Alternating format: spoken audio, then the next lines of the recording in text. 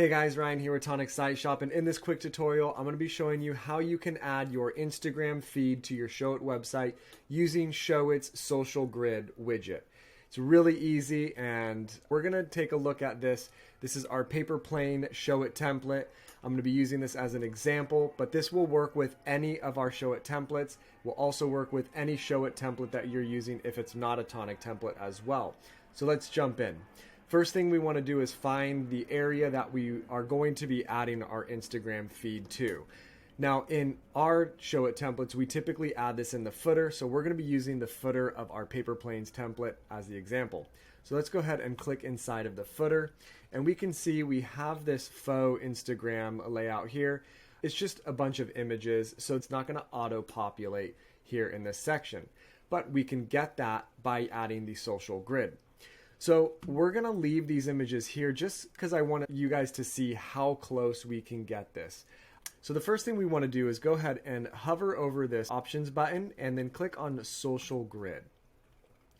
Now we're just going to quickly adjust the width and height. It doesn't have to be perfect because we'll go and add that in later or adjust it later to make sure it looks perfect. And we're going to do that on desktop and on mobile. The next thing is, if we have the social grid selected, is to go over here to the right hand side where it says social grid settings. And if you've never connected your account, there'll be a big blue button there that says connect Instagram, and you'll want to go ahead and click that. It'll redirect you to a new page where you can log into your Instagram account. You will need to be logged in on your browser to the correct Instagram account that you want to be linking to your site. So go ahead and make sure that's all set up and link your Instagram account. Once that's linked, jump back over to Showit, and you'll be able to click this drop down and select the Instagram account. So we're going to go ahead and select Tonic Site Shop so we can display some of Tonic's images here. Now, right off the bat, you'll see that it doesn't look the way we want. So let's go ahead and style this Instagram feed to match our website. So the first thing that we want to do is we want to add some rows, because we can see that there's actually 2 rows here. So we're going to add 2, and bam, just like that. All of a sudden, it looks very similar to what we have in our template. The only thing we really need to do is just make sure that the gaps between the images match what we see on our site here. So let's go over here, and where it says image gap, we can use this little toggle. Keep going this way. Perfect, that looks great on that end. Match it up a little bit more. So we can get it pretty close. I think that might be a little bit too big. Let's do something like that. I feel like that matches really well.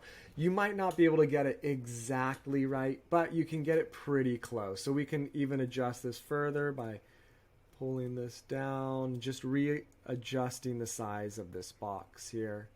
So check that out. It looks pretty good there. Now, you don't have to be as crazy as I am and try to match it exactly. If you think this looks good, perfect. We're done. So the next thing we need to do is work on the mobile side. We'll go ahead and delete these images in the back here, just here in a second. But let's just go ahead and work on the mobile side. So we have our mobile version here. What we need to do is we need to add 3 rows. And just like that, it's starting to look better already. Let's give this some gap here. Let's slide this in on both ends. Oh, we went too skinny. So actually, this is a good point to make. If you make your grid too skinny and not able to have 2 columns, it will just revert to 1. So if you slide the Instagram widget wider, it's going to then show 2 columns. So you'll want to fidget with it a little bit, keep adjusting the size of the widget to get the look that you want. I think this looks pretty good here. We might want to pull that up a little bit. Bam, just like that. That looks awesome. Great, so now that we have our Instagram widget finalized, what we want to do is we're just going to hide it on desktop and on mobile by selecting the desktop icon and the mobile icon, and then we're going to go in here and we're just going to select these images and then delete them. And now we can go back and turn our Instagram widget back on, and now we have a live Instagram feed on our Showit template.